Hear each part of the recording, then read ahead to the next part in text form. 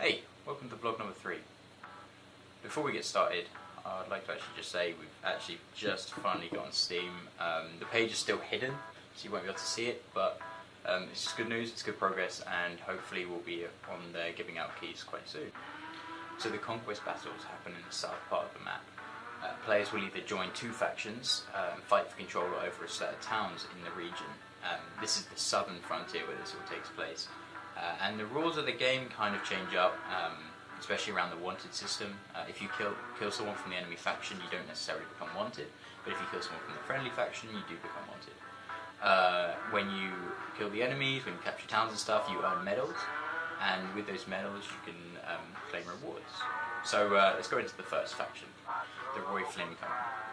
It's essentially a trading company that's come to the southern frontier to try and make money from what's going on. They're a faction that you can join, and they're led by this guy right here up on screen. And this is the base as well, so you come to the base and this is where you can claim rewards, you can meet up with other people, you can join the faction from this base, and the 54th Militia, the other faction, actually has its own base as well. In fact, here it is. So the Militia, as you can imagine, is more of like a military group. There's nothing really different between the two groups other than aesthetics and where they both start off. So this one is led by this chap, and this is their base. So each faction have got their own rewards. So the Militia have got these green outfits you can see on screen right here. There's also some wagons, some traps, and some defensive units. I'll kind of come into those in a bit later on. You can see the medals displayed in your infantry screen. So, defending these towns. So, defending these towns isn't as simple as just sitting in there and waiting for people to come along. There's actually these defensive units you can buy. Defending a town isn't as straightforward as just sitting in there and waiting for some players to come along. You actually buy defensive units with medals that you earn. These defensive units are deployed into buildings, and then they will sit there until that building is destroyed. But also, this actually kind of brings up a whole new element of gameplay. If a town on the other side of the map is being attacked, then you'll want to take all your troops from that town where they're actually deployed and maybe move them all the way back, so it kind of brings an element of surprise if the enemy decide to attack that way.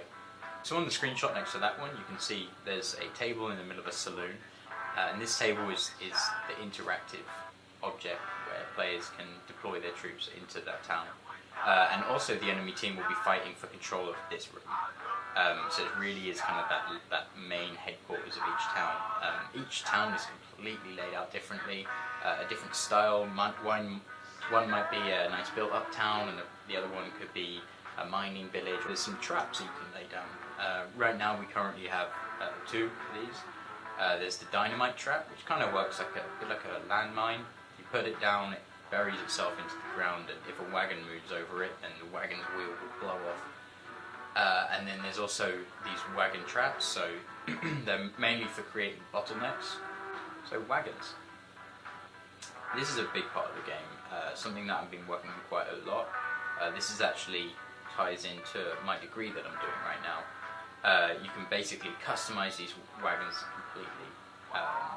There's different body parts, there's different wheels, they affect different attributes, so like the speed and the turning rate and the acceleration. You can change the horses on the wagons, all this kind of stuff. The wheels and the bodies will have durability, so if you want to disable a wagon, the wheel has got a lot less health points to them. So you could blow up the wheel and then the person would have to get out and fix it. They can be used for transporting people, they can be used for transporting goods, they can be used for sieging, so you can have weapons on them, you can have Gatling guns and cannons.